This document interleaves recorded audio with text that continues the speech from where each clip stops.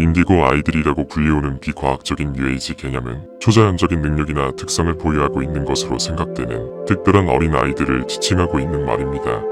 인디고 아이들이라는 용어는 심리학자이자 심령술사로 활동했던 멘시 테페가 1970년대에 처음으로 사용한 것으로 나타나고 있는데, 어느 날 그녀는 이전까지 전혀 보지 못했던 진동의 색을 알아차리기 시작했고, 이 색이 특정 어린이들 주위에서만 나타나고 있다는 것을 확인하게 되면서 현 지구에 새로운 의식이 탄생하고 있다는 것을 깨닫게 되었습니다. 이후 윌 캐롤과 잔 투버가 멘시의 개념을 기반으로 추가적인 연구를 진행하게 되었고, 이후 이와 관련된 일련의 서적들을 발표하게 되면서 사람들에게 널리 알려지게 되었습니다.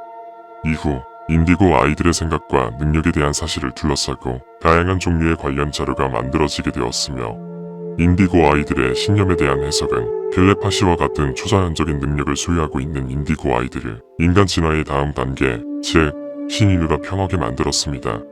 처음에 인디고 아이들은 인디안 부족, 그 중에서도 나바오족에게만 국한되어 있었습니다. 그러나 시간이 지나며 이러한 능력이 나바오족뿐만 아니라 전 세계에 걸쳐 다양한 국가의 아이들에게 나타나고 있다는 것을 발견하게 되었고, 정신병의 증세인 줄로만 알았던 몇몇 증상들이 오히려 그들이 특별한 능력을 가지고 있었기 때문이었다는 결과로 나타나게 되었습니다. 물론 이는 인디고 아이들의 개념을 주장한 몇몇 연구원들의 의견이었습니다. 인디고 아이들이 태어나기 시작한 것은 1970년부터이고 이후 약 30년 동안 전 세계에 걸쳐 150만 명 정도가 태어난 것으로 나타나고 있습니다. 그리고 투버와 캐롤이 주장한 바에 따르면 이 아이들에게는 아래와 같은 특성이 있는 것으로 확인되었습니다. 호기심이 많고 의지가 강하다. 이상한 사람으로 인식될 가능성이 높다. 자기 정의와 목적에 대한 분명한 인식을 가지고 있다. 유아기 때부터 타고난 잠재의식을 보여준다. 높은 지능 지수를 가지고 있고 고유의 직관적 능력을 보유하고 있다. 통제에 대한 저항을 보인다. 제3의 눈이 발달되어 있다. 그러나 의사들은 당연히 그들의 의견에 부정적일 수밖에 없었습니다. 거리에 저항하는 것, 파괴적 경향을 보이는 것, 높은 IQ를 보유하거나 한 분야의 천재적인 모습을 보이는 것은 ADD 또는 ADHD를 앓고 있는 어린이들에게 나타날 수 있는 증상 중 하나였기 때문입니다. 그러나 그들의 이러한 주장에도 불구하고 멘시 테페는 인디고 아이들에게 그보다 더 특별한 것이 존재하고 있다고 말하고 있습니다. 그리고 아이들의 이러한 행동 특성 문제를 초인적인 문제로 치부하는 것이 아니라 장애로 진단하는 현 사회에 커다란 문제가 있다고 주장하고 있습니다.